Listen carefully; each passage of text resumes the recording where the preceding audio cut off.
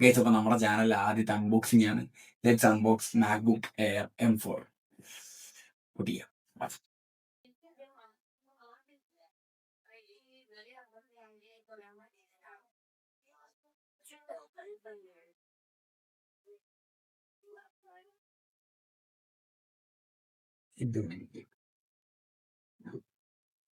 Case അപ്പോൾ നമുക്ക് ബോക്സിനകത്ത് വരുന്നത് വെച്ച് കഴിഞ്ഞാൽ അരിമാറ്റാത്ത പേപ്പർ, പിന്നെ ഒരു എന്താ ഒരു അഡാപ്റ്റർ വരുന്നുണ്ട്. Type-C to മാഗ്നറ്റിക് ആണ് വരുന്നത്.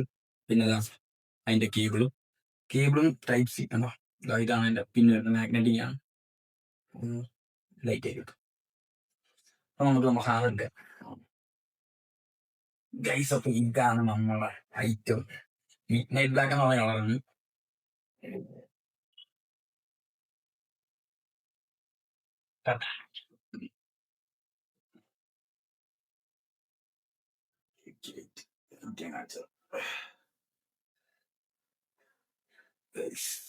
Let's unbox.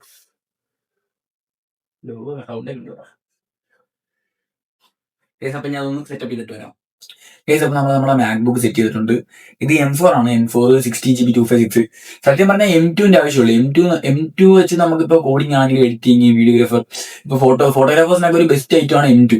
അപ്പൊ പക്ഷേ M2ന്റെ പ്രൈസ് വരുമ്പോഴത്തേക്ക് ഏകദേശം ഒരു 70,000 രൂപ വരുന്നുണ്ട്. 85 രൂപ, അതായത് 10 രൂപ 15 രൂപ ഡിഫറൻസ് ഉണ്ടെങ്കിൽ നമുക്ക് M4 എടുക്കാം.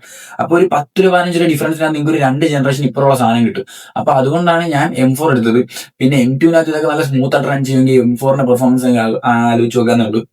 പിന്നെ ഇതിന്റെ ഒരു വളരെ ലൈറ്റ് വെയിറ്റ് ആണ്. പക്ഷെ ഒരു ലൈറ്റ് വെയിറ്റ് ആണെങ്കിൽ ഒരു 80 hours ചാർജ് സൂപ്പർ ആയിട്ട് നിൽക്കും. ഇതിനകത്ത് 18 മണിക്കൂറൊക്കെ ചാർജ് നിൽക്കും. അതുകൊണ്ട് തന്നെ ചാർജ് കയറാൻ നല്ല ടൈം എടുക്കും കേട്ടോ.